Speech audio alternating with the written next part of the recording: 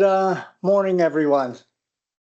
On this coldest morning of the year, I think, for most of us, or all of us. And more importantly, it's cold in here. So feel free to keep your coats on. Not that you need me to tell you to do that. Don't get cold. It's not worth it. So don't worry what you look like, as long as you try and keep yourself warm. But welcome to the November meeting of the Strategic Committee.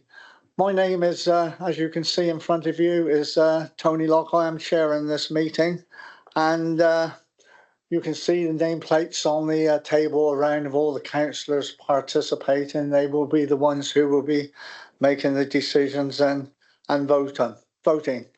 I would like to welcome you all here to this meeting.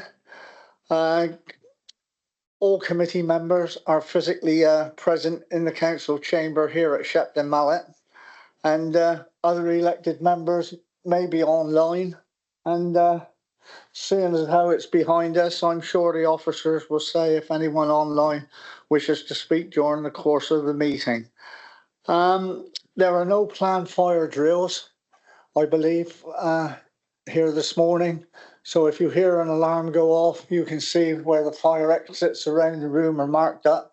And if there's anyone with mobility problems who needs assistance, the Democratic officers, service officers, will help them. So without further ado, I would just like to say that this meeting is being recorded. All the agendas can be viewed electronically. And could I kindly request that members and officers refer to page numbers in the agenda, which is quite large, when they are referring, and to assist members with finding the appropriate information. I'm going to move swiftly on because I don't want you to get too cold sitting around, not participating. The first item for us is the apologies for absence, Claire. Oh, thank you, Chair. So we've had apologies from Councillor Simon Coles, Councillor Gwyl Wren and Councillor Wes Reid, who's being substituted today by Councillor Martin Lovell. Thank you very much.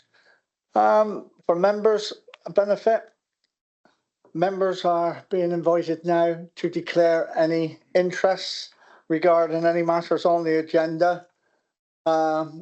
How to do it now or as we go through the agenda. If you do find that there's something which is applicable that you need to declare an interest on. I would just like to say that all the standard declarations of members' participation and membership of parish councils, town councils, city councils are all published on the Somerset Council's website. Moving swiftly on. I see no one got anything else they want to declare, so I will move swiftly on. Public question time. There are no public questions. Correct, Claire? Thank you very much indeed. So we will move swiftly on to our application. Item 4, 858S Sparkford. And I would invite the case officer, Sue Coleman, to do her presentation, please.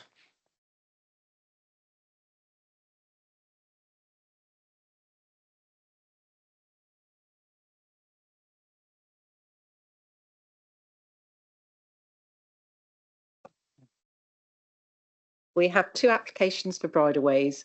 Parts of the claimed routes are currently recorded as footpaths and parts currently have no recorded rights.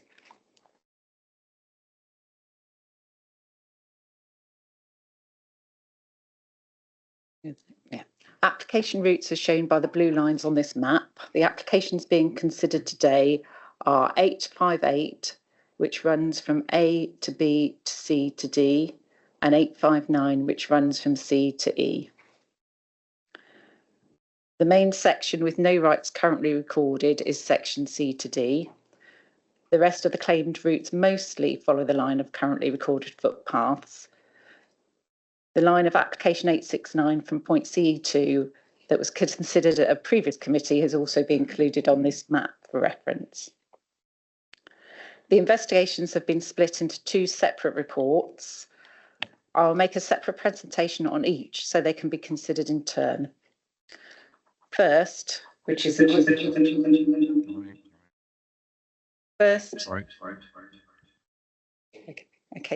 First, we will look at section C to D, which is the southern part of application 858, which is this item 4, a part that currently has no rights recorded. The next presentation will cover section A to B to C to E, which is application 859, and the northern part of application 858. Large parts of these applications are over recorded footpaths with short sections that currently have no rights recorded. A general introduction will now follow that will apply to both reports, which I won't repeat for the second item. Next slide. So the potential outcomes are: 1, refuse to make an order, in which case the routes will remain repaths or unrecorded. Or, if it is determined that public rights exceed those currently recorded, resolve to make an order in the form of one of the following: a footpath, a bridleway, a restricted byway, or a byway open to all traffic. At the end of each investigation report, a recommendation is made as to whether or not an order or orders should be made to amend the definitive map and statement. Committee members must make their own assessment of the evidence rather than accept the report's recommendation without question. If the committee reach an alternative conclusion, the grounds for that conclusion must be clearly stated and consistent with the relevant legislation.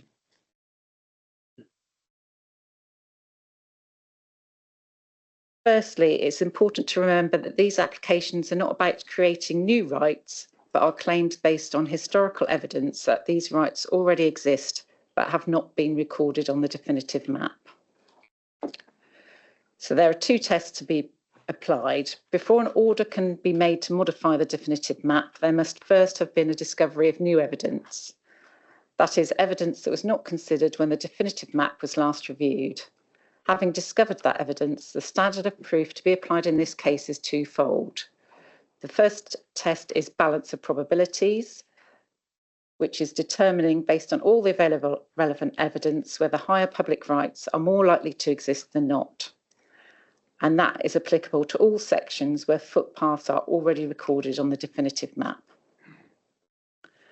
The second is the reasonably alleged test. This is a test determining whether the evidence shows that a right-of-way is reasonably alleged to subsist, and that is applicable to those sections where no rights are currently recorded on the definitive map. This is a lower evidential threshold than the balance of probabilities test. That was the general introduction, which applies to both reports, and I will now turn to the first report, which looks at the southern section of application 858.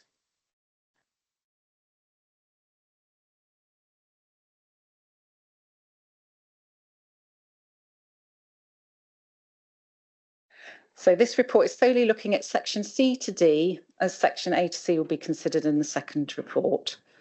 The report concludes that it's not reasonably alleged that a public right-of-way subsists from point C to D. The definitive map preparation records show that a route along a similar line to section C to D of the application was considered as part of that process. It varies slightly in that from point C3, instead of running around the side of the repository and the inn, it runs through them. There is no key to indicate the significance of the two different colours used. One section, as you can see on the slide, is green and one section is orange. But comparing other routes, the colour orange may indicate... that's okay. Said if anybody's got their mobiles, can they make sure they're either switched off or on silent mode? Apologies, sir. No problem. So as I was saying, there are two different colours shown. You can see on this slide, one part in green, one part in orange. The colour orange, no key as to what they indicate. The colour orange may indicate a section of route with the physical characteristics of a road. And it is likely that as it goes through the yard of the inn, that would have been a hard surface. An objection, this is during the preparation stage of the definitive mapping statement, an objection was received in relation to the route at that time. Therefore, additional documents were reviewed and ultimately the route was not added to the definitive mapping statement. This is important because in order to amend the definitive map, there needs to be a discovery of new evidence.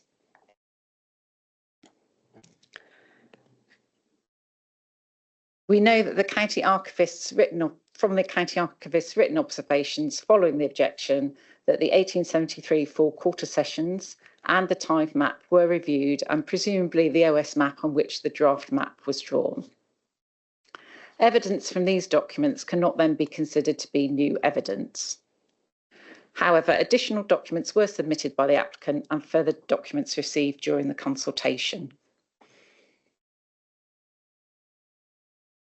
These documents listed on this slide may not have been reviewed at the time, but the investigation found that they were not supportive of public rights, so cannot be considered new evidence either.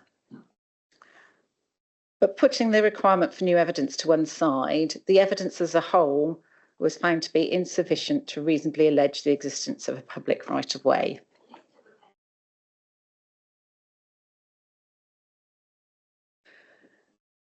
None of the evidence pointed to a route from C to D, but there was evidence of a route from C to C3 to D1, slightly different point, having physically existed. Initially, a route from D1 towards C3 appears to have existed in isolation, as can be seen from the OS Old Series map on the left and Sparkford Tithe map on the right, possibly only serving as an access into fields, which is more indicative of private rights. Later records show a route connecting from C to C3, making a physical through route. But beyond its physical existence, there is no evidence to suggest that this through route carried public rights. Here we have an extract of the 1873 quarter sessions plan, where it can be seen that the route from C3 to C1 appears to be predominantly an access to Sparkford Hall, which lies to the east of C1 and therefore more indicative, again, of private rights. This can probably be seen more clearly on the 1887 OS map.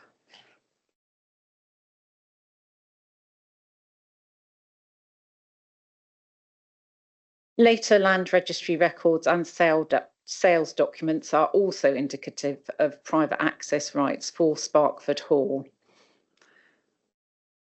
Section C to C1 and on to C3 may have come into existence as a means of accessing the Sparkford repository. The route and the repository are both recorded on the 1887 OS map, as can be seen on this slide, but not in the earlier Tithe records or OS Old Series map.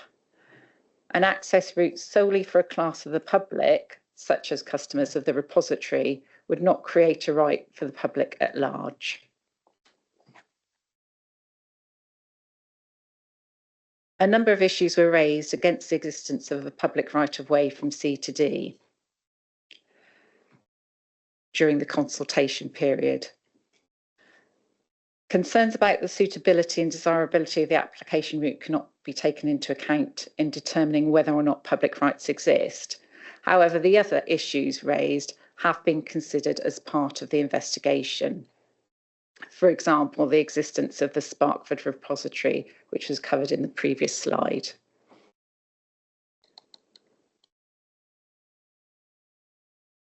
The conclusion of the report is that there has been no discovery of evidence that a right of way is reasonably alleged to subsist between points C and D of the application route, nor over the alternative routes considered. Therefore, the report recommends that section C to D of the application 858 be refused.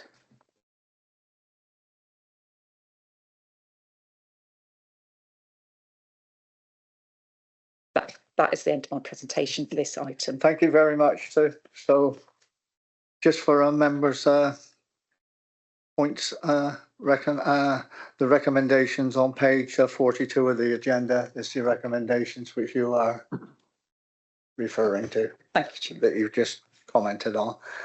Right. There are no speakers listed or registered to speak on this application, so it is straight to members.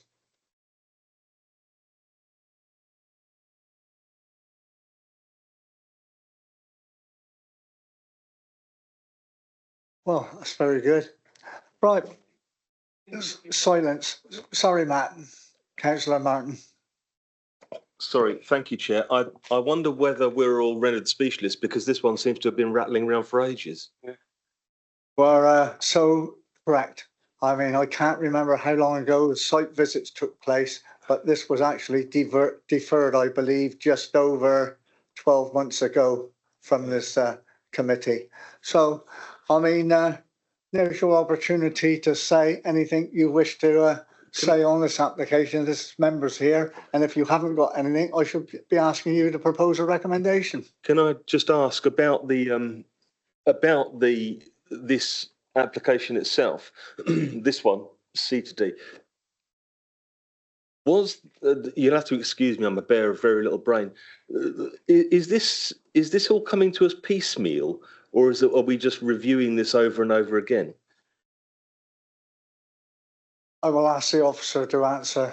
Thank you. Just as an addendum to that, I wonder, rather than if it is coming to us piecemeal, and excuse me if it isn't, maybe we can just get the whole thing done and put it to bed, or to write it off or whatever, because we can't keep going over it. No.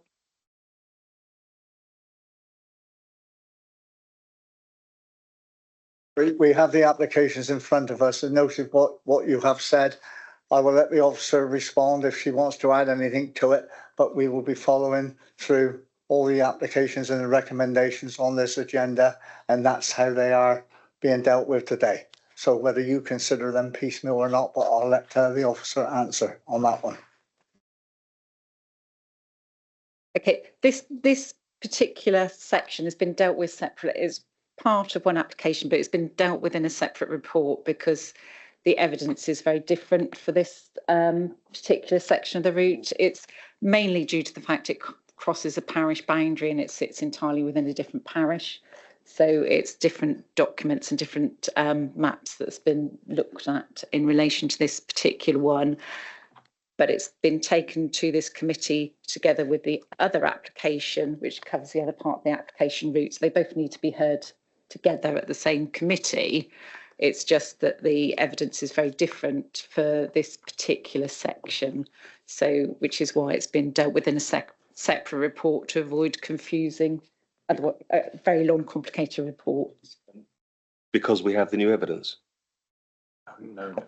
Not for this particular item. So this, but it just needs to be heard with the other item because we're only looking at part of one application, not a whole application.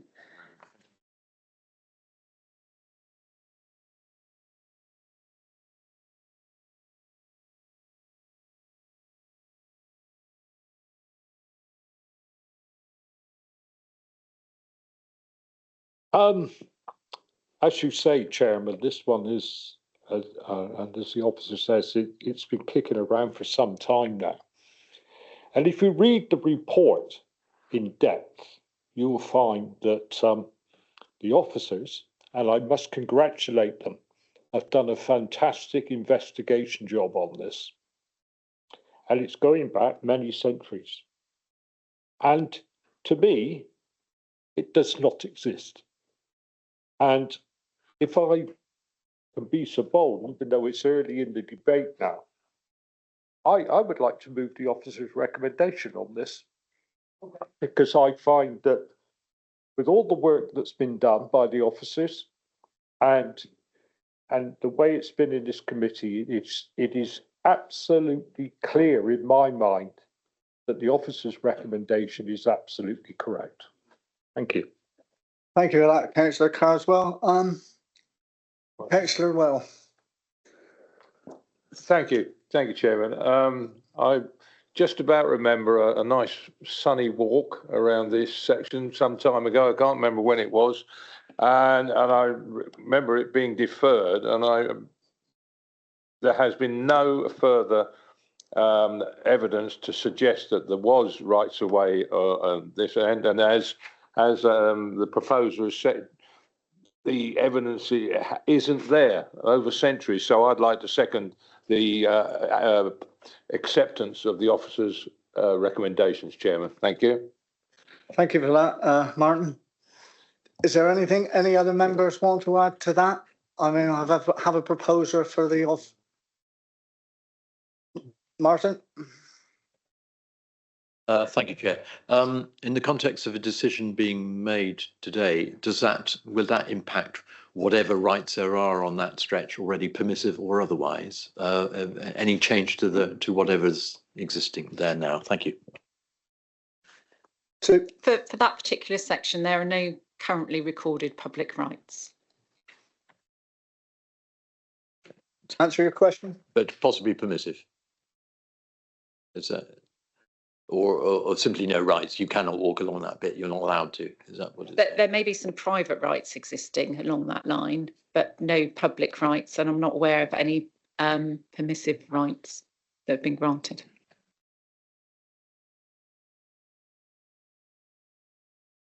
I thought you did. You usually do.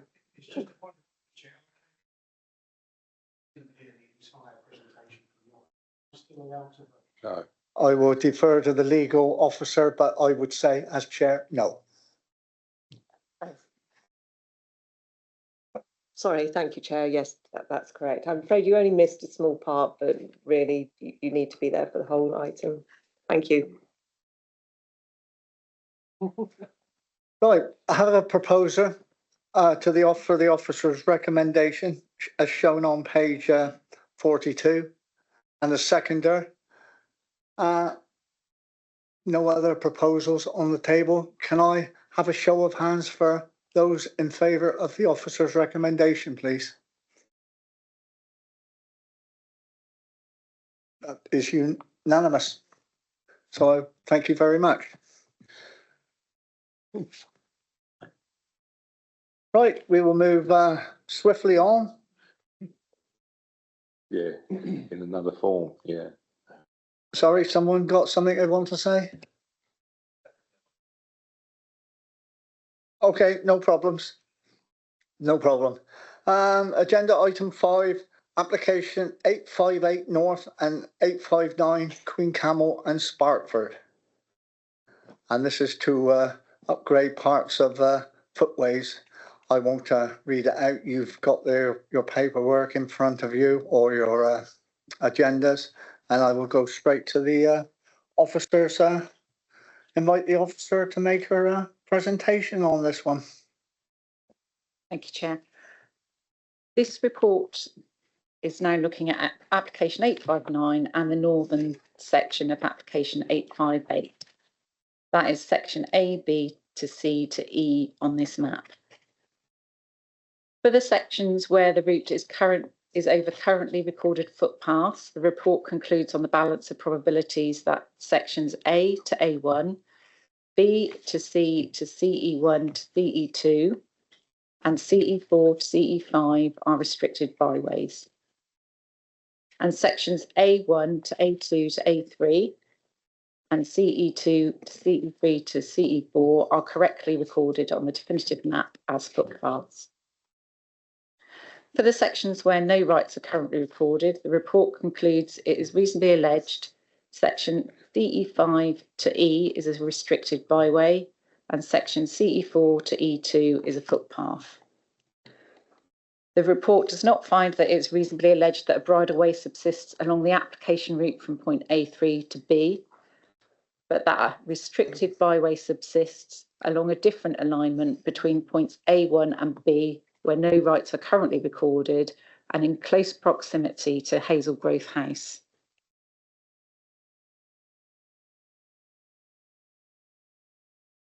Key document set in this case is the quarter session records. These provide conclusive evidence of higher rights being stopped up, but reserving those on foot from point CE2 to E2. CE2 to CE4 is already recorded on the definitive mapping statement as a public footpath, which is why it is recommended that no changes are made for that section. But CE4 to E2 currently has no rights recorded, and this document set is supportive of it being reasonable to allege rights on foot exist along that section. If we now consider section CE4 to E, this section is not coloured green as part of the highway proposed to be stopped up. However, earlier records consistently indicate that the route of the highway continued from point CE4 to E along the parish boundary. Here we have, going clockwise from the top left, extracts from the 1795 enclosure map, 1822 Greenwoods map, 1842 Queen Camel Tithe map, and 1826 Turnpike records. These are all showing the route continuing to point E. CE4 to E2, on the other hand, appears to have come into existence at a later date, but creation of public rights over an alternative route would not in itself stop up any public rights that existed over the original. As mentioned on the previous slide, all rights over CE4 to E2, except those on foot, were stopped up by the quarter sessions. But that stopping up did not apply to section CE4 to CE5 to E, and no other records of illegal stopping up were found, though those rights will still exist today. So having covered the routes to the southwest of point CE2, we now turn to the route to South Barrow between CE2 and A. At the point where the highway is proposed to be stopped up, point CE2, it was proposed to turn and divert it onto a new road. The new road having full public carriageway rights. This provides strong evidence that the existing highway that was not stopped up also had full public carriageway rights, although there would have been no purpose for such rights on the new road. You wouldn't have been able to access it at point CE2, or if you're coming from the other direction, you wouldn't be able to continue from CE2 and ultimately, as indicated on the plan, to South Barrow. Point C2 to C1 to C to B, recorded on the OS map as Hazelgrove Lane, has a very long historical existence, as is evidenced by its inclusion on the 1573 map of East Camel.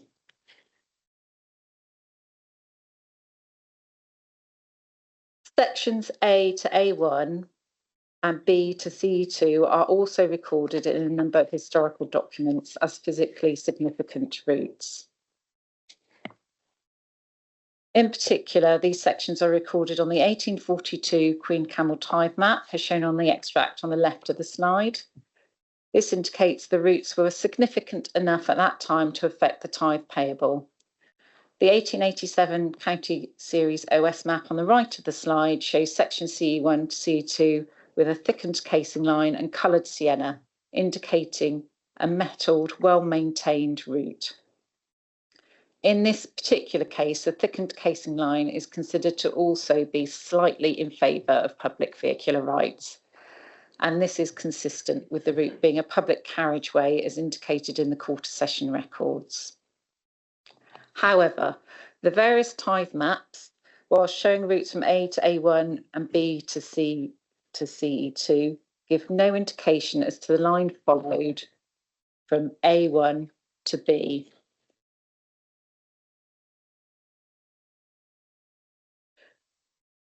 The earliest evidence, the 1573 map of East Camel, shows what appears to be a fenced route from approximately A1 towards the buildings of Hazelgrove, which approximately point I, and then turning to head southeast.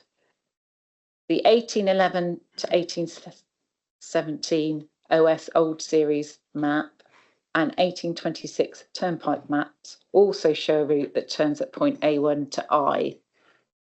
then between the buildings of Hazelgrove, southeast to G to point B. However, other maps such as 1795 Enclosure Award map, 1827 and 1848 manorial maps do not indicate a route from A1 to I to G, but do show the route section G to B.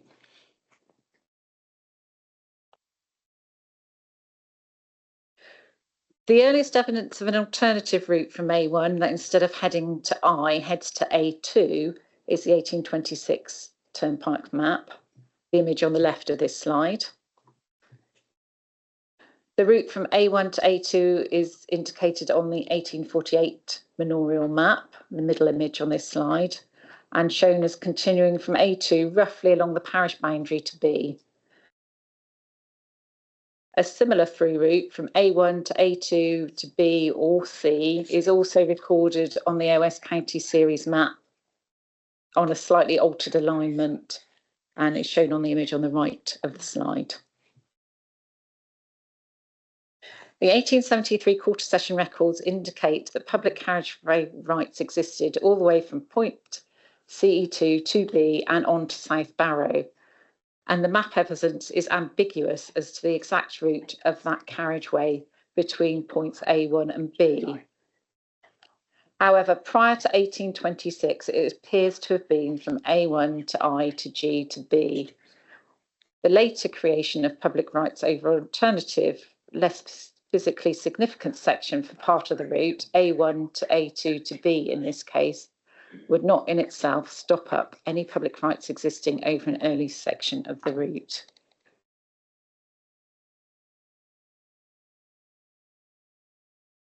It is clear that a route along the alignment A1 to I to G to B would cause significant problems for the landowners, particularly the school.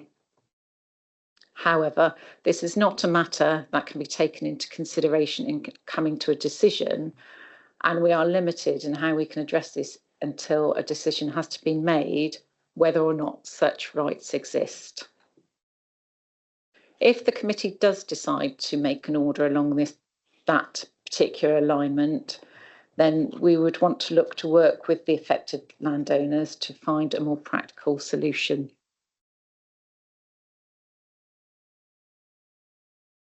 Although one of the landowners has raised stronger concerns about the changing status of the route and its impact, and not just in relation to the alignment A1 to I to G to B. Although that alignment does have a greater impact on them than the alternative route. Similarly, with the dualling works of the A303, a decision needs to be made as to what rights exist, if any, before we can look at how best to address their relationship with the altered road network. As to whether the routes were private or public, the key piece of evidence that points to the routes being public is the Quarter Session records, and these do need to be considered together with all the other evidence.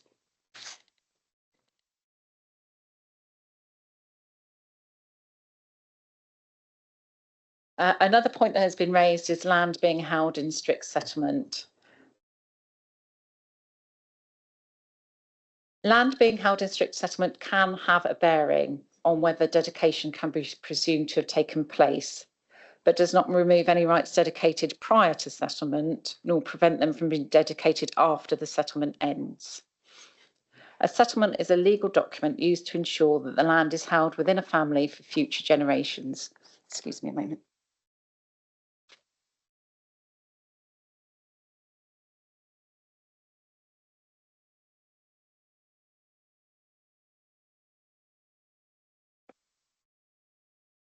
So as I was saying, a settlement is a legal document used to ensure that the land is held within a family for future generations.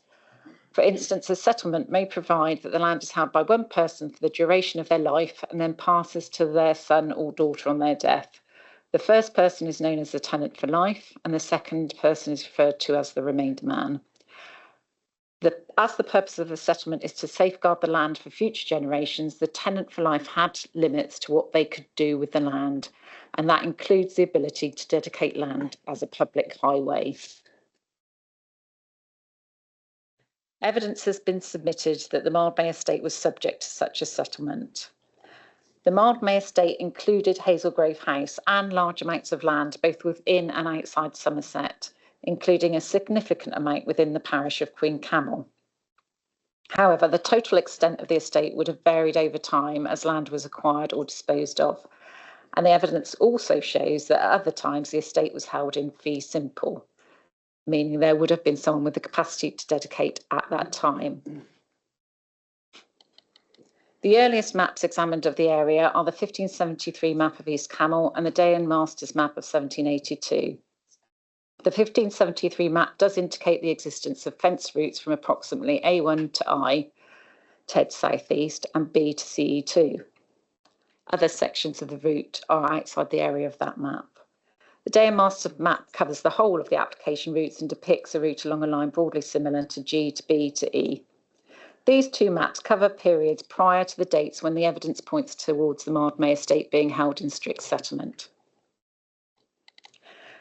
Later evidence of the route having a reputation of a highway is also relevant, as that reputation could date back to a pre-settlement dedication. The strongest evidence of this being that supplied by the Mildmay estate in the application to the Quarter Sessions to stop up and divert part of the highway. Therefore, the evidence of the land being held in strict settlement is not considered sufficient to show that at all material times there was no one with the capacity to dedicate in relation to sections A to A1, to I, to G, to B, to C, to CE1, to CE2, and CE4, to CE5, to E. The evidence points towards the routes A1 to A2 to B and CE4 to E2 coming into existence at a later time during a period when a large part of the estate was likely held in strict settlement. The land over which the route A1 to A2 to B runs is listed in a schedule to settlement of 1837. However, the land over which CE4 to E2 runs is not listed in that schedule. Therefore, the evidence of land being held in strict settlement is not considered sufficient to show that there was no one with the capacity to dedicate in relation to section CE4 to E2, but it is considered sufficient in relation to A1 to A2 to B during the 19th century. By the mid-20th century, after the strict settlement most likely ended, the evidence points to public usage of A1 to A2 to B being on foot, and this is already recorded on the definitive map broadly along that line.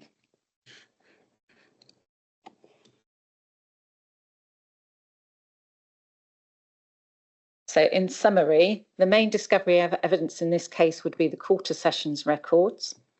Given that the Quarter Session records provide such strong evidence of the existence of high rights along Hazel Grove Lane to South Barrow, it seems unlikely that the County Council did consider them in relation to the application route, or they would undoubtedly have recorded at least part of the route as having higher rights in a footpath. Whilst it would have been a public carriageway, the Natural Environment and Rural Communities Act 2006 will have had the effect of extinguishing mechanically propelled vehicular rights over the route while leaving all other lower rights. Due to the complexity of the recommendations in this case, I've included a plan of them on this slide, which hopefully helps members to see the impact and where the route runs and what recommendations are being made for each different section. But in summary, the report recommends orders are made for a restricted byway from A to A1, I to G to B to C to CE1 to CE2, and a correction made to the statement for a restricted byway from CE4 to CE5 to E, a footpath from CE4 to E2, and that sections A1 to A2 to A3 to B and CE2 to CE3 to CE4 of the application routes be refused. During the investigation, it was also discovered that the statement for footpath WN 23/40 had not been amended to reflect changes to the map that occurred during the preparation of the definitive map and statement. Therefore, it is recommended that the opportunity is taken to also correct this by making an order to amend this statement so it's clear that the footpath WN 23/40 starts at point X. And that is the end of my presentation for this item. Thank you very much for that, Sue. A very complex report, and you know, I'm sure members will agree with that.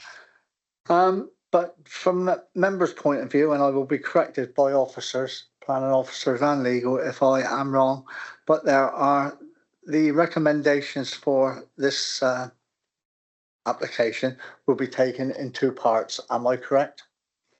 The application 858 northern section and the application 859.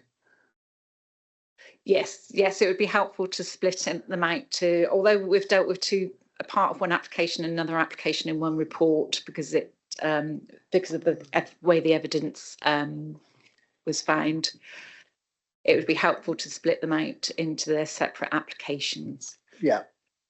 So from members' point of view, if you've got any clarity or need anything else explaining to you, I'm sure the officers will only be pleased to do that when you ask anything you want to ask.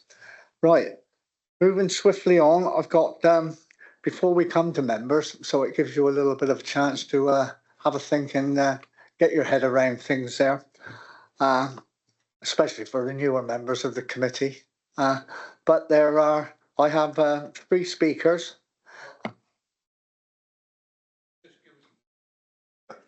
I do apologise. I'm not doing what I said, ask members and everyone to do. Page, unless I'm wrong, it's page 169 of your agenda. And the second recommendation goes over onto page 170 over the page. Okay, apologies for that.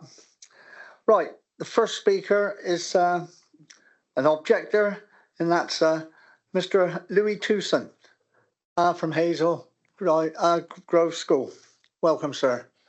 When you got yourself comfortable there, you will have 3 minutes, which will be timed by my colleague, and a few seconds before the 3 minutes is up, I will give you notification of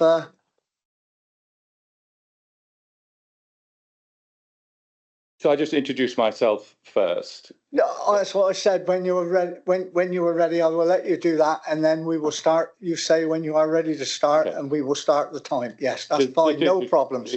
Thank you very much for letting me come in to talk this morning. My name's Louis Tewson. I'm the bursar for King's School Bruton. King's School Bruton is a charity that operates 2 independent schools, King's Bruton in Bruton and Hazel Grove. And it's in that capacity that I'm coming to talk to you this morning. Yeah, you're welcome. Thank you.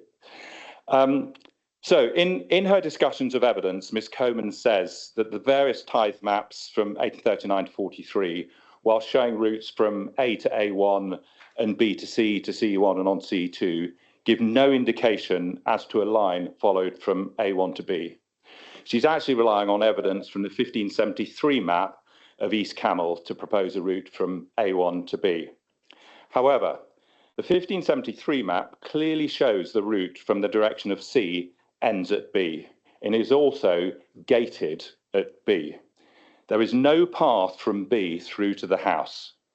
The route she infers is through a hedge with no opening, as I've circled on the map which was distributed to you prior to the meeting. You'll note the shading, which is from a fold on the map, which I've been to see at the archive, and that photo is my photo from the archive. There is a route from A1 towards the house, However, again, this is gated at A1. There is also no evidence that this path, along with other paths marked on this map, are not just private routes, allowing access to the house for owners and for workers. Of note is a gate from the estate at X, which would proceed to the parish of South Barrow. Highways England's Hazelgrove House Registered Park and Garden Statement of significance done in 2018 as part of the A303 project supports our interpretation of the 1573 map. It's uncomfortable corners. The numbers are never going to be completely.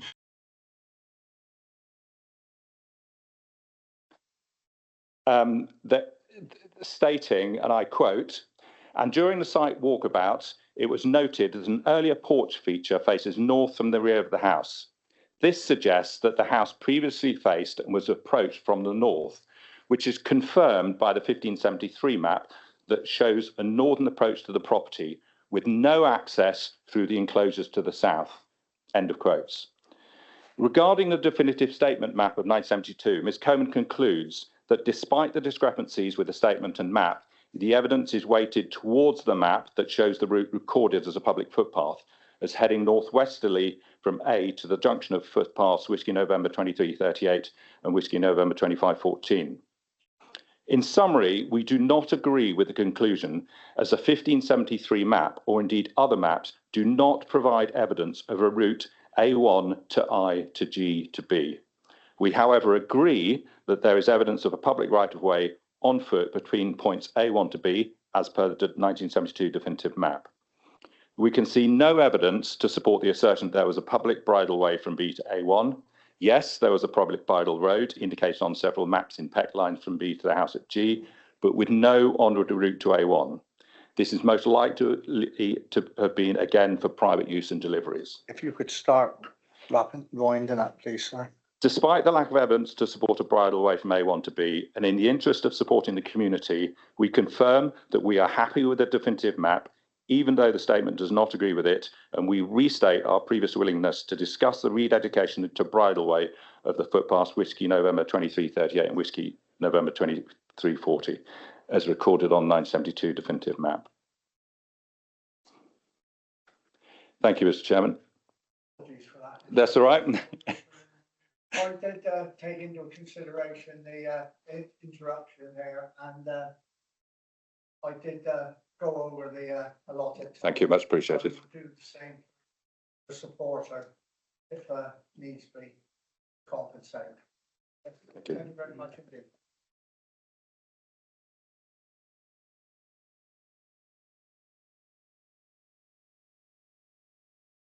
The next speaker is Councillor Hobhouse, who's a division member. Welcome, Henry.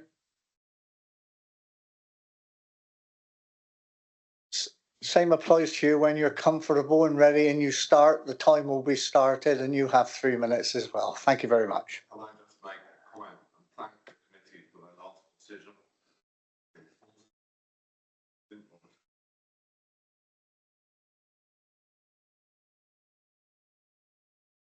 Sorry, I just want, before I start, Mr. Chairman, to thank the committee for their last decision. I was the local member. I didn't bother to ask to speak because the conclusion was what I was hoping for. Thank you. Noted. Thank you, Henry.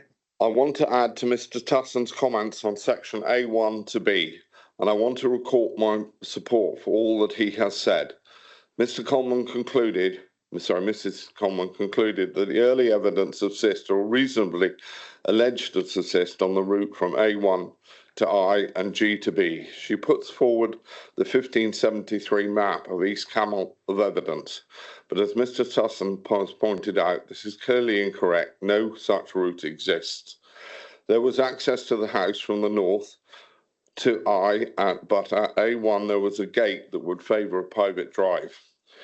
In 613, Mrs. Conlon points out that the 1811 to 17 OS old series and the 1826 turnpike maps show that a route that turns at point A1 to I and then between the buildings of Hazelgrove Southeast G to B. Rather like the misrepresentation of a route with reference to the 1573 map, these maps do not show a route through the buildings. They simply show two unlinked paths leading to the property from the northeast, A1 to I, and from the eastbound B to G, with both maps showing the path from B to G in pecked lines. Almost certainly, this shows private use. In addition, she notes that contemporaneous maps such as the 1795 enclosure ward map and the 1827 and the 1845 manorial maps do not indicate a route from A1 to I to G, but these just show again the route G to B, again with pike lines. At B, there is also a gate showing. In her commentary of the 1826 Turnpike map, she concludes that in 412.5 there is no route that directly connects A2 to B. And in the 412.4 there is evidence that the physical evidence in sections A to A2 and B to E at that time. However, they do not provide direct evidence of status. Referring to the Queen Camel Tithe map 1842, she states that it provides evidence of possible routes existing at the time along sections A to A1 and B to E. She adds that significantly there is no obvious link between the two sections of routes depicted at each end of the solid line. And I again repeat that there are gates showing at A1 and B. They could in fact be two separate routes connecting the Hazelgrove estate to the surrounding villages. On the note of the 1884 OS boundary sketch map, it shows at B a path turning northwest with the words private road. In summary, Mrs. Commons has not been able to establish the evidence of public rights of way from A1 to I or G to B. The applicant has asked for a footpath to be upgraded to a bridleway. The school have informed me that they're willing to dedicate the footpath on the original map showing and upgrade that to a bridleway. I asked the committee to think hard about the lack of evidence in coming to its conclusions. If you could wrap up, Councillor Rahman. That is excellent. Thank you very much. Good timing. Right. I'll just ask the officer at this point, is there any point from the two speakers that we've had that you want to address at this moment in time? And before you start, I know we have a speaker online who's given his apologies for this meeting today because he's elsewhere, but it has been registered and he will be called later. Thank you. Okay. I just one point on the gating. So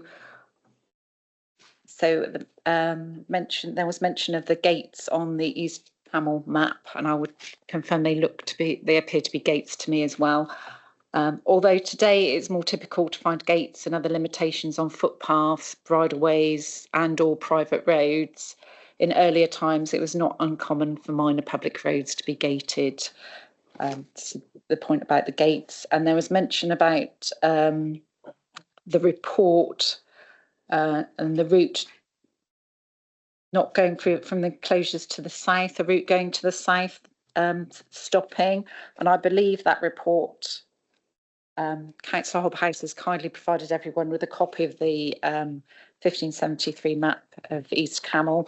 There is a dashed set of parallel dashed lines coming from the buildings of Hazel Grove that ends in a field boundary, and I believe that was the route they were talking about, the southern route going towards the south, which goes through two hedge boundaries and then ends at a final one, whereas Hazel Grove Lane lines below that and is open-ended at the end. So I believe that report was referring to that route. That was my interpretation. I note the schools, the offer to dedicate to upgrade to a bridleway, and I'd just like to thank the school for their willingness to participate in trying to resolve the application and come to a suitable arrangement to deal with this matter. However, there is another landowner there's more than one landowner that is affected, And my conversations with the other landowner, I get the impression that they would not be supportive of making a dedication to upgrade to a bridleway, and they were very firmly of the view that it should remain as a footpath. Okay, thank you for that. Thank you for that, Sue. I thought it best for you to come in and address those points there from the queries of the two persons that had spoken there. I would now like to turn to the supporter, and the who's representing the applicants, I believe, which is Sarah Ann Bucks, who's here in person from Somerset Bridleways Association. I'd like to ask you if you could come up to the table, just introduce yourself if I haven't done it correctly. And the same will apply to you. You will take 3 minutes, but I will be lenient as I have been with the other two speakers. And if I go slightly over to compensate, you know, but I will notify you when to start wrapping up. Thank you very much. Thank you. And When you are ready. Thank you for inviting me. I'm Sarah Bucks and I represent the South Somerset Bridleway Association. I think the officer has done a lot of work and took time, and thank you. I hope you all got the paper that I sent in last week to set out where we are. I'm not going to get involved with the southern section of 858 because the dual carriageway has gone over it, and I would like to be practical and not chase the law down.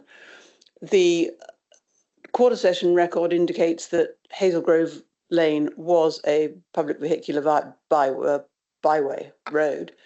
They did stop it up and turned it from CE2 into Sparkford. That now has the new westbound off-ramp over it. So National Highways are going to have to mitigate that one, we hope. The obvious mitigation is to go down the old route of Hazel Grove Lane, which will take you into the tunnel that serves the Hazel Grove School. I would like to be practical. I agree that the information is there and we can argue about which exact line it is. What I would like to end up with is a practical solution, and the school have been terrific in offering this, which is a bridleway from A to either X or B, and if it tucks along the hedge line, that makes sense to me, and then all the way down Hazel Grove Lane. To get to that point, we would need to have a recorded bridleway from A to X to B to CE2, and then address National Highways, ask National Highways to address how to mitigate the crossing of that westbound off-ramp. So I would hope that the committee would say thank you to the school and either record as a legal record or take the dedication and therefore record the bridleway along the hedge line. I have no interest in the restricted byways going towards the school buildings and out again. That's a matter for somebody else. That's not of interest to me. So my request is that you would support and either dedicate or make the order for the bridleway to come around the edge of the hedge line and end up at CE2.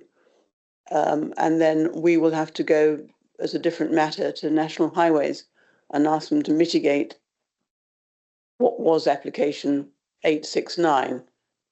Shows it going south east from CE2 into the town, and ask them to mitigate it and take it on down to the back of the roundabout, the old roundabout and the tunnel.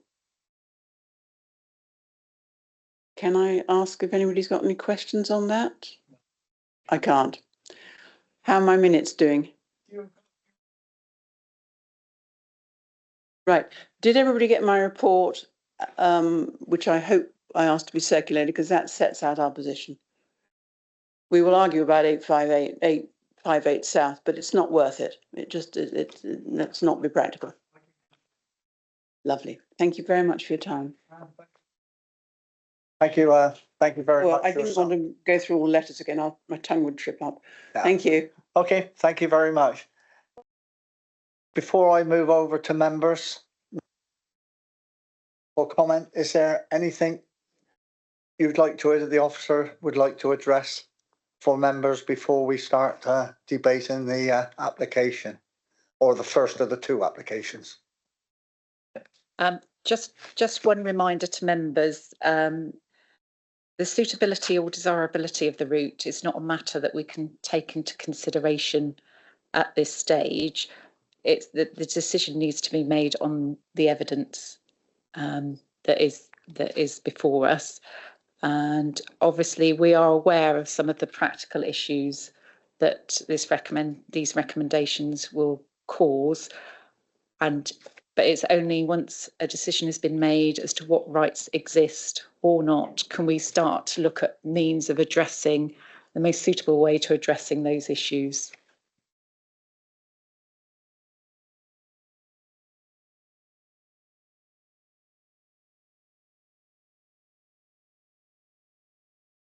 Doesn't always work, does it?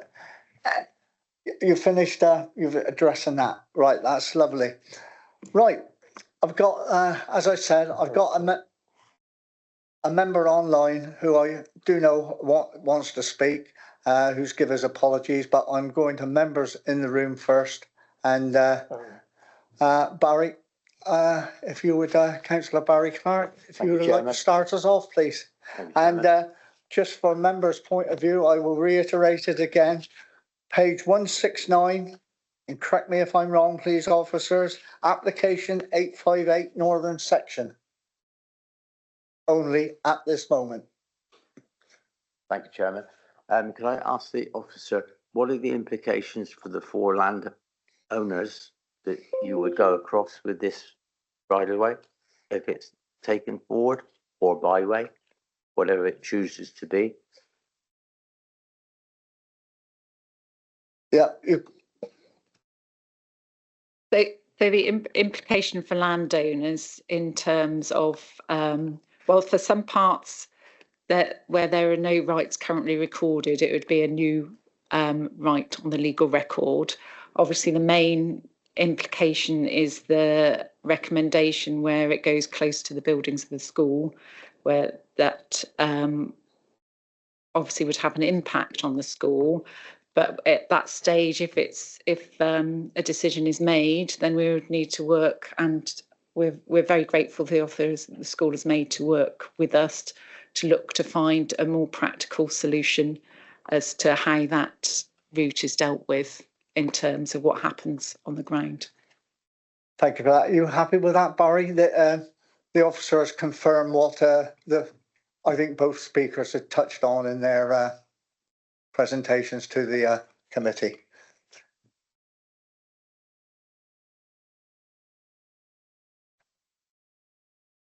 Edric, please. Thank you. Councillor Hobbs. So for clarity, before you even discuss with the school their offer to put the bridleway or route in a more practical way away from your children educated, we would need to approve what's before us, and then you would go to the school and talk about the way forward to make it a more practical route. We can't just go down the practical route, which obviously the school will be happy with first. We need to approve your recommendation, and then you talk to the school about putting it somewhere, which I think we would probably all agree would be safer and more practical in an educational environment. Yes, we need a decision of whether those rights exist, whether you consider they exist, and if you consider that they exist, what level of rights exist. And as I touched on previously, there are other landowners involved who I don't think would be willing to agree to dedicate for the other parts of the route. I think from a member's point of view, the officer has said that any negotiations further down the line, we have to make the decisions on what's in front of us now and what is being recommended if you decide that, and that any negotiations with the offer of the two who are here today, but it's also dependent on other parties as well. To do that before any decision has been made, we wouldn't be able to do it without the agreement of the other landowners. No. Okay, Edric. I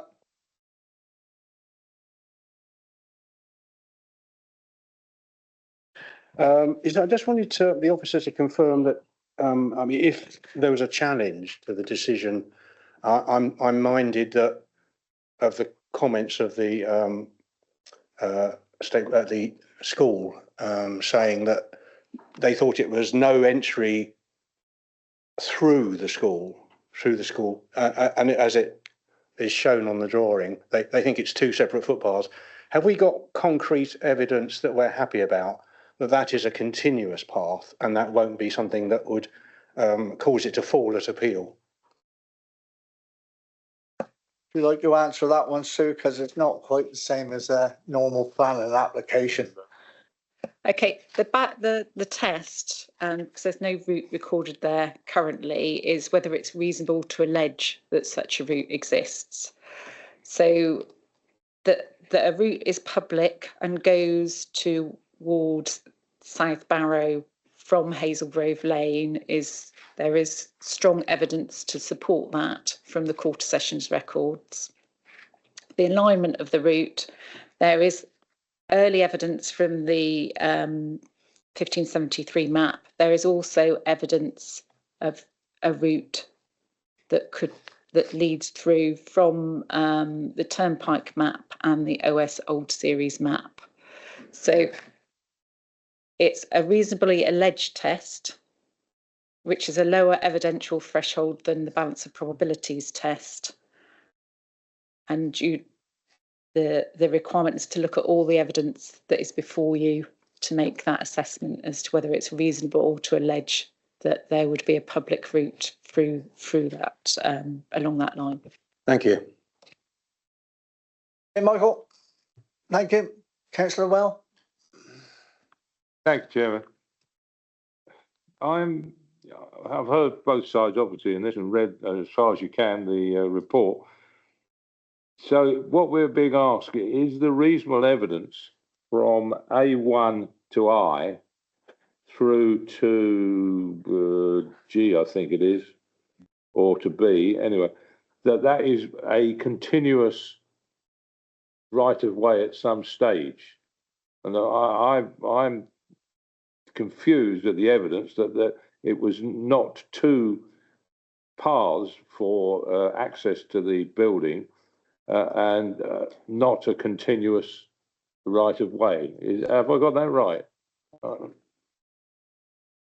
Right. Sue, can you help out, Councillor Well? So the evidence for it being a continuous public through route to South Barrow is from the Quarter Sessions evidence that that's a public highway, one, that it was a public highway, and two, it was labelled, the label on the end of the plan says to South Barrow.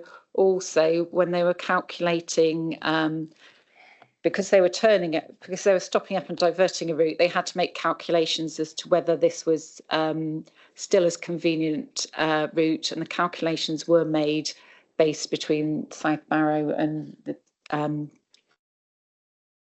how much distance it would create from South Barrow and save basically by turning the route. So that's the evidence that there's a through route to South Barrow. The alignment is shown on the. So we're looking at the OS old map and the Turnpike map and the map of East Camel to look at various lines as to how that route could have gone through to South Barrow.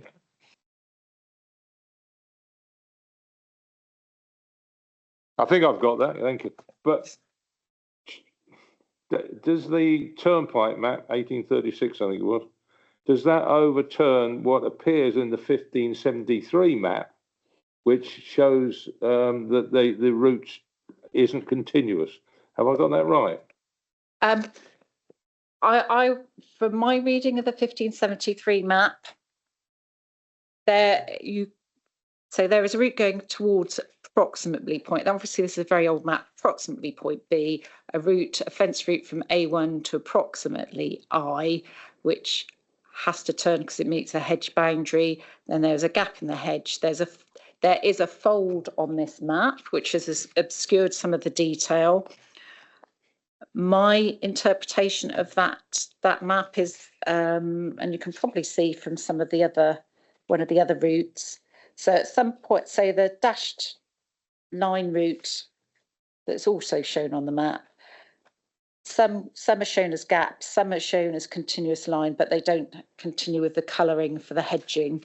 And although it's slightly obscured by the blur from the fold in the map, where there's a circled bit there, I believe there's a gap through that boundary at that point that would have allowed a through route. But the old series map and the turnpike maps show route along a similar line. But obviously it's a very old map and there will be some not modern OS mapping. So I'll let you come back once more, Martin. Thank you.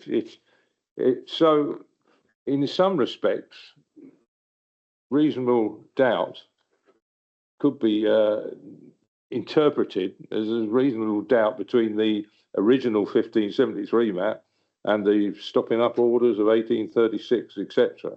So it's a consideration for us to decide which way the reasonable doubt is. And if I may have one more little bite, if we don't approve the A1 to I through to B eventually, what happens? That sort of closes that as a public right of way, I presume. What happens to the negotiation between A and X or B?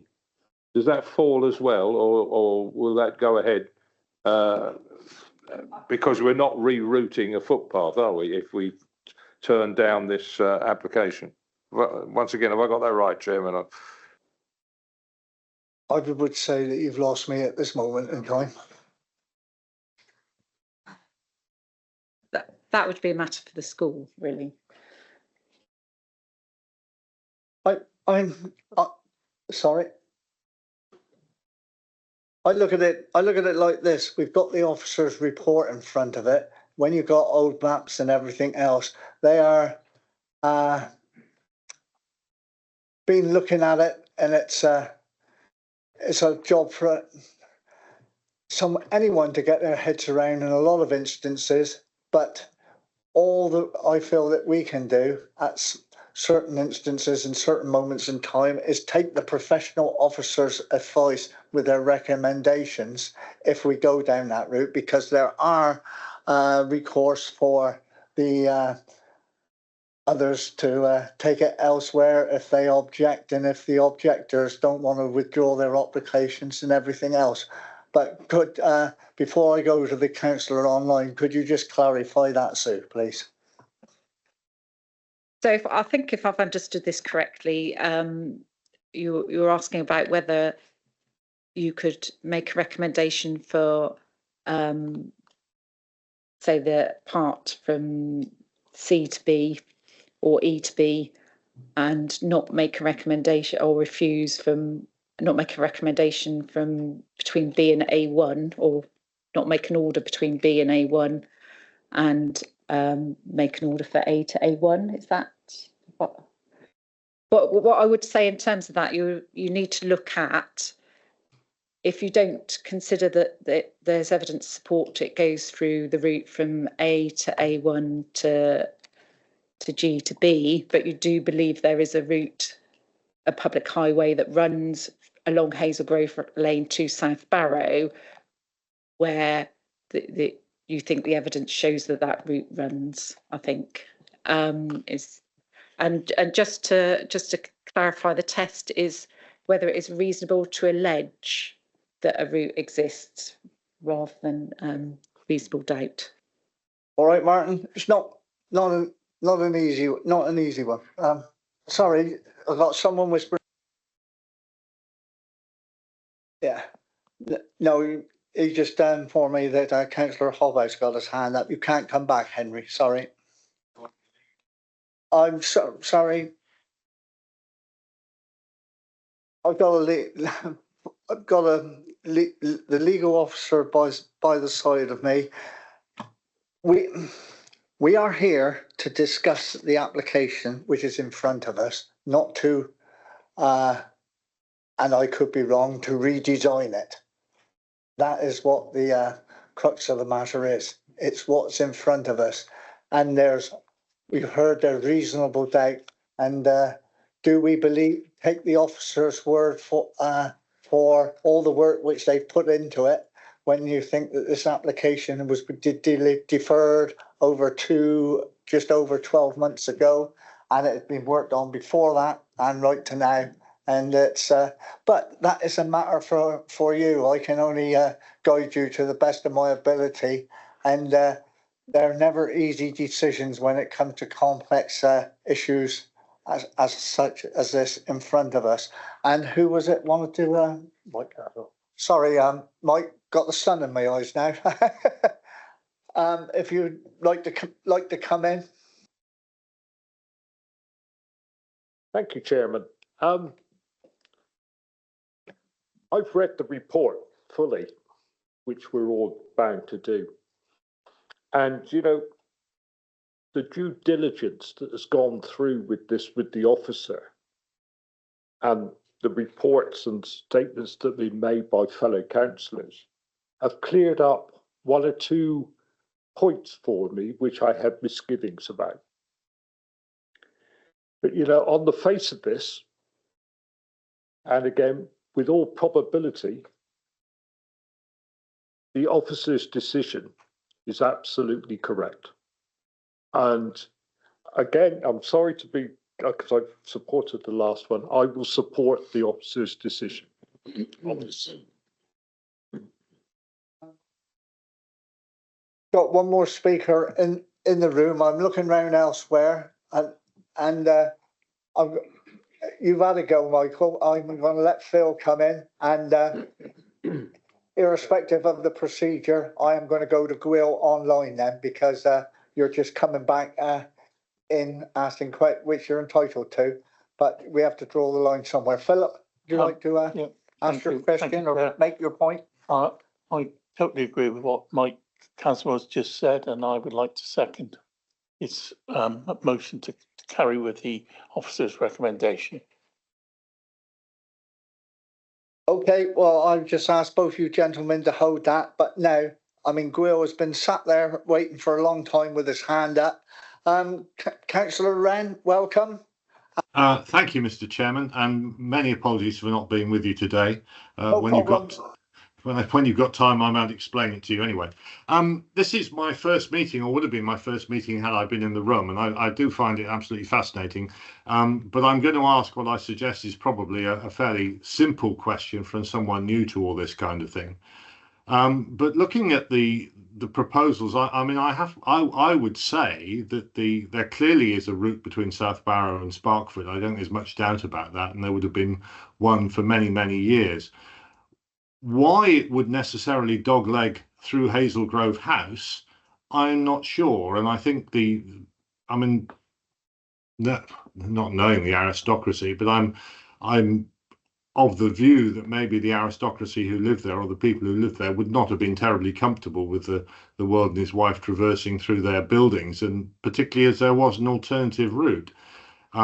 So notwithstanding the evidence, and I'm trying to work my way back through the quarter sessions, I would suggest for consideration that it is just that A1 to I and B to G are pretty much just accesses off the route, the through route between Sparkford and Southborough, just accesses to the house, which is what I would have, just seems to me, looking at the map, as a fairly logical thing to do. But thank you very much for letting me put my 10 in, and I do appreciate it, and I fully intend to make it next time. So thank you. Thank you very much, Gwyl. Thank you.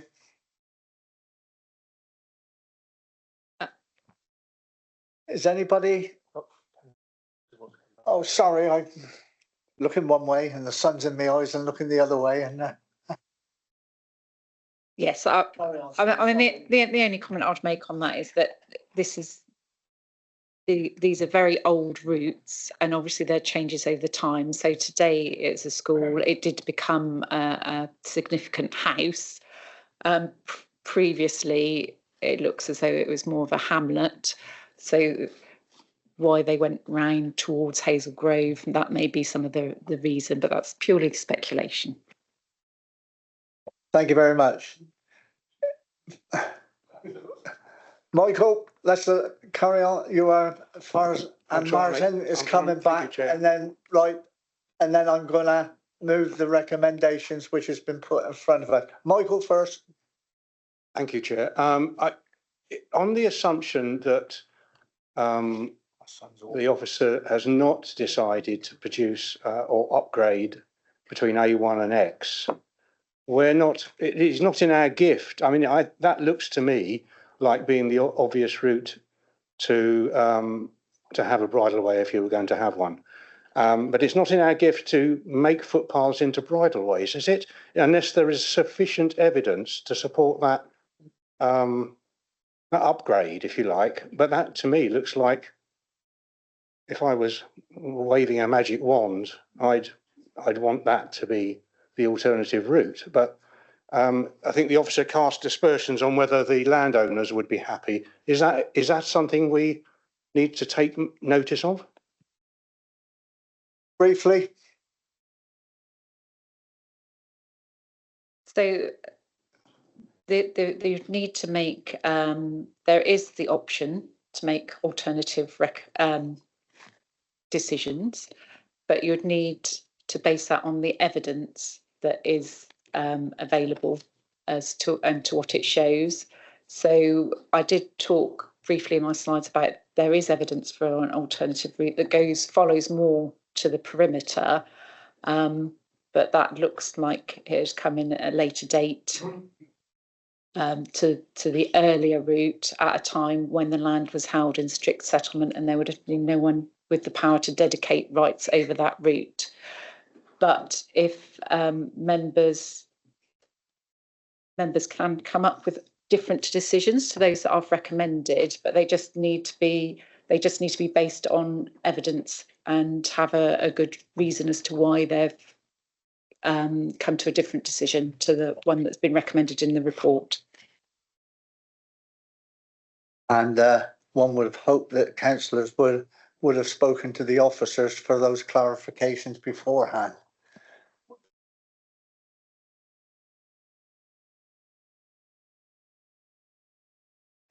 Sorry.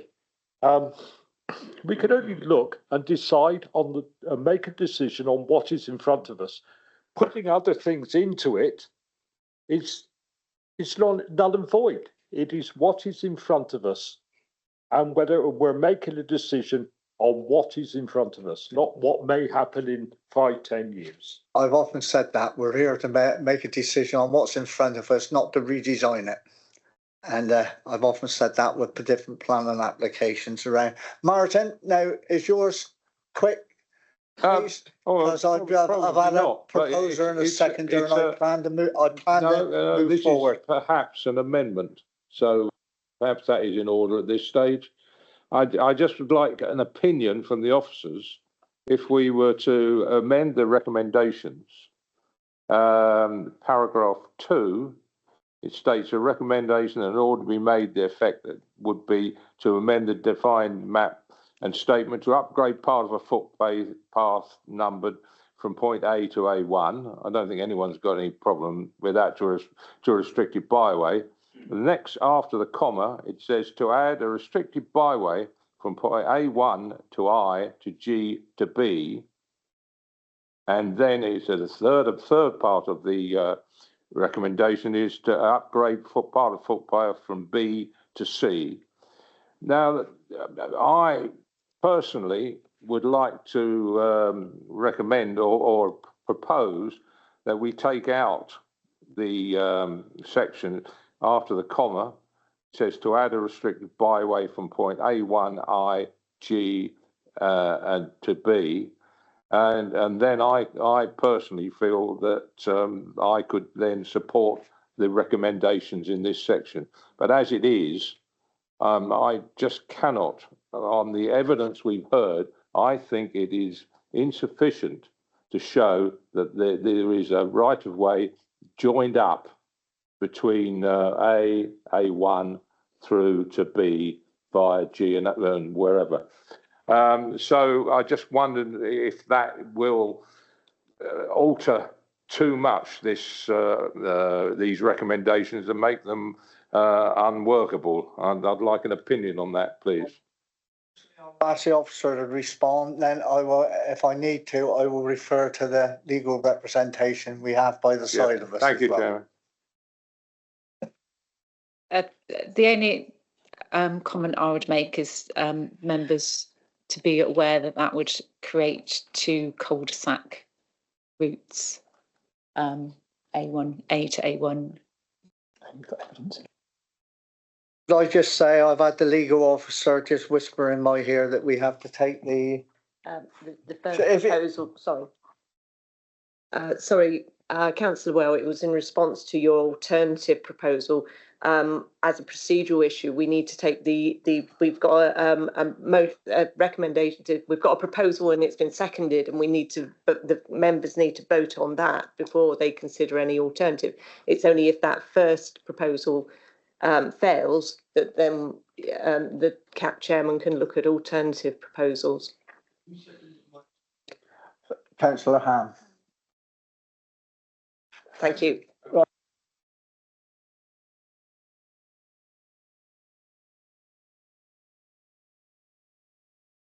Sorry, it was proposed by Councillor Carswell and seconded for Philip Han to accept the officer's recommendation on page 169 at number 8 for application 858 Northern Section, correct? Do I have a show of hands for those in favour of that proposal, please?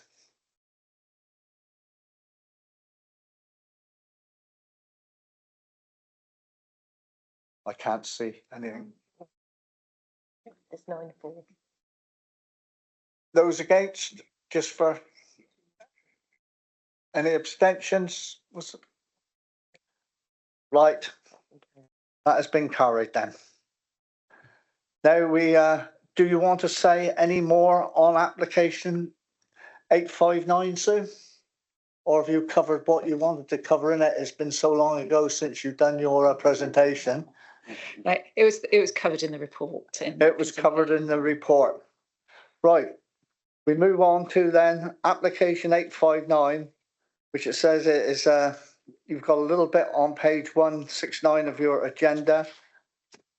And then following on page 170. Has members got any further questions they wish to ask the officer on that one? Anyone online? No, I cannot see anyone there. Right, if you've got nothing more to add to that one, I'm asking for a recommendation from the floor on the application 859 from the officer as written.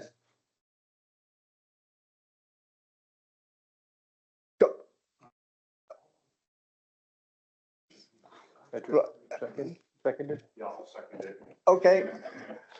Proposed by Councillor Caswell and seconded by Edric Hobbs. Thank you, gentlemen. Any counter proposals on that one before I move on? No. They are proposing to support the officer's recommendation that the application be refused. Yes.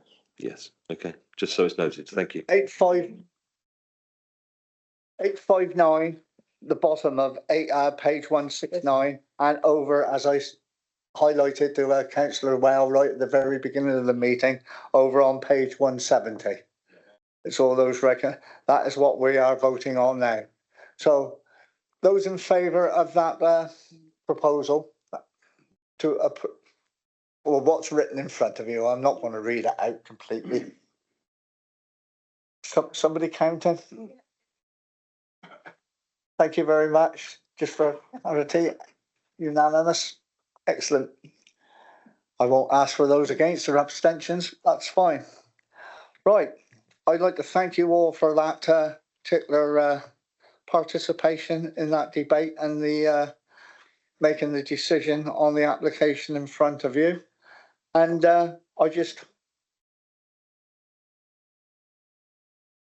sorry, I am going to do that. I'm just thanking everyone for their participation in that. I'm going to say for Councillor Caswell, who I know likes a comfort break every so often, and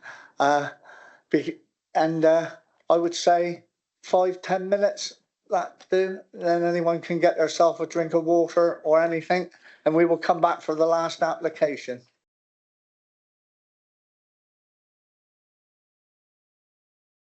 Thought you were going to do some handstands and cartwheels then across back to your seat.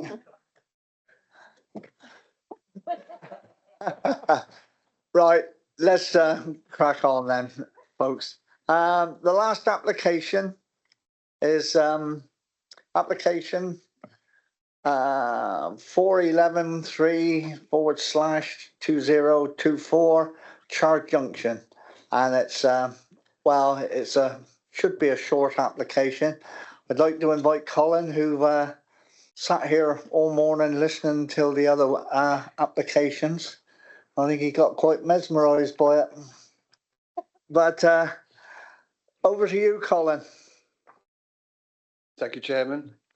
This application relates to Chard Junction Quarry, Chard Junction, which is in Dorset.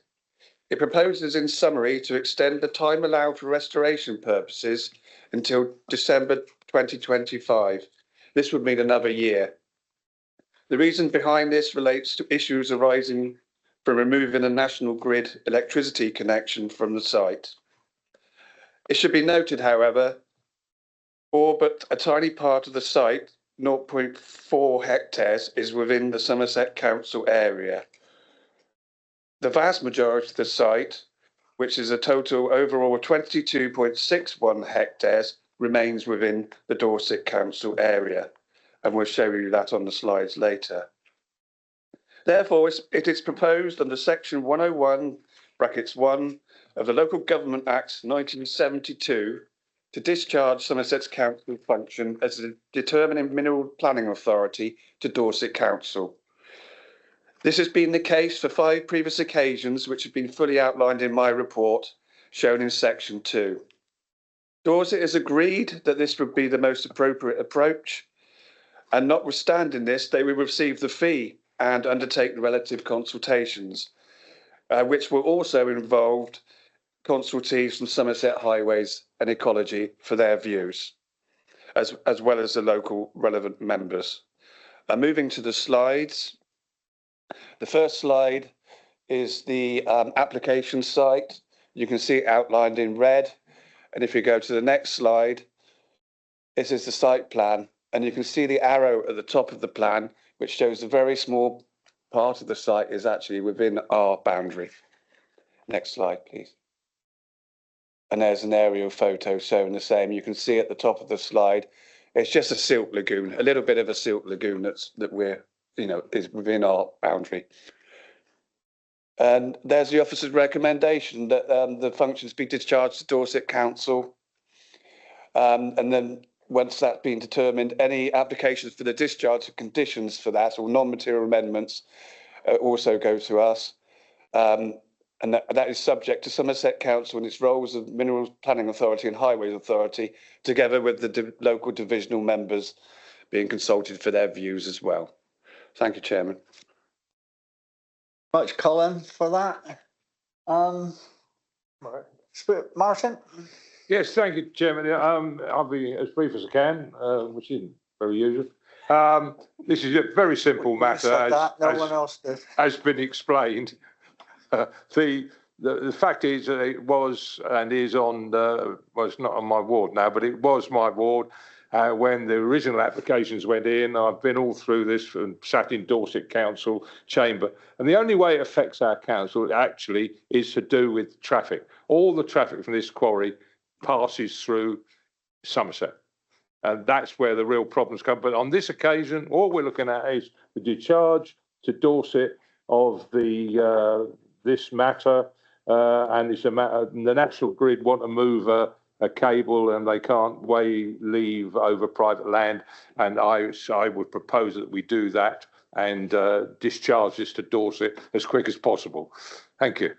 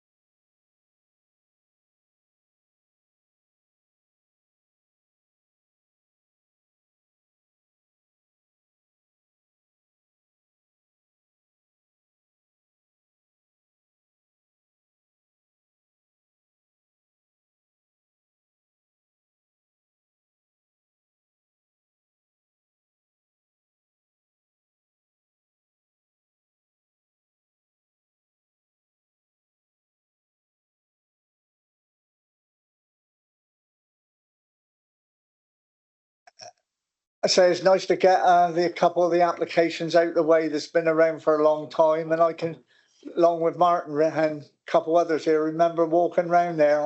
It was a nice sunny day, wasn't it, when we did that one? And lovely.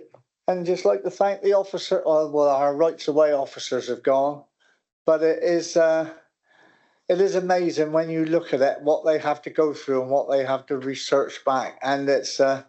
I don't think any of us or many of us really appreciate sometimes how much research which they have to do and what have you to come up with their recommendations.